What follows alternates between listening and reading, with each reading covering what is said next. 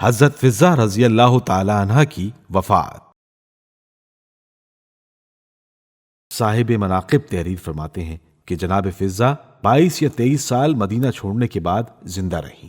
جناب فضہ کی تاریخ یا سن وفات کا کسی تاریخ کتاب سے پتہ نہیں چلتا۔ تاریخ کی کتب میں صرف اتنا ذکر ہے کہ حضرت زینب سلام اللہ علیہا کی شہادت کے چند سال بعد فوت ہوئیں اور ان کی قبر حضرت زینب علیہ السلام کی قبر کے ساتھ شام میں موجود ہے۔ آپ ملاحظہ کر چکے ہیں کہ حضرت فضہ کا بارگاہ الہی میں کیا مقام تھا۔ ان کی دعا پر جنت سے ضیافت رسول خدا صلی اللہ علیہ وآلہ وسلم کے لیے کھانا بھیجا گیا۔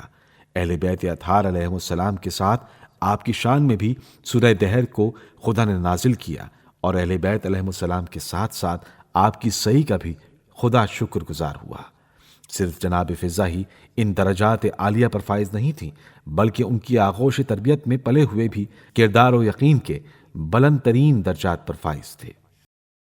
جناب فضہ رضی اللہ تعالی عنہ کی نواسی کی کرامت۔ صاحب مناقب تحریر فرماتے ہیں کہ جناب فضہ کی ایک صاحبزادی تھی جن کا اسم گرامی مسکا تھا۔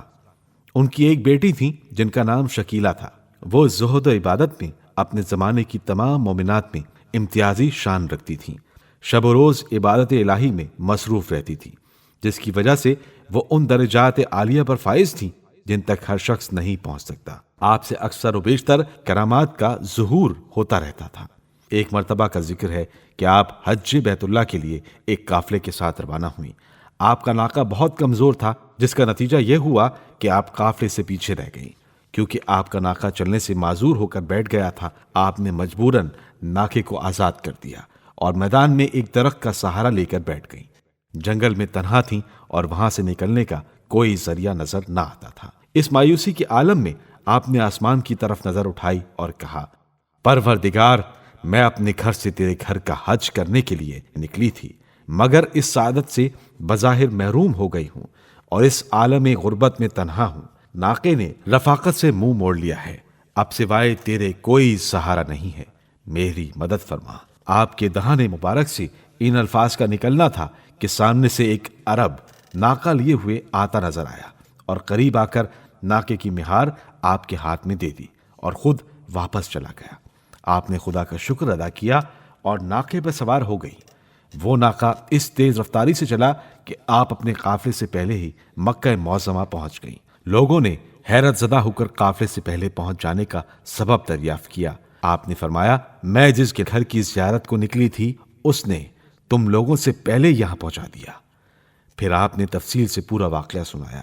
لوگوں کو نہ صرف اس عجیب قصے سے حیرت ہوئی، بلکہ آپ کی کرامت، مراتب اور قرب الہی کی جو منزلت آپ کو حاصل تھی وہ ان پر آشکار ہو گئی، اور وہ سب آپ کی عزت و توقیر کرنے لگے۔ یہ تھا تربیت جناب فضہ کا کرشمہ جو 3 پشتوں تک اپنا اثر دکھاتا رہا۔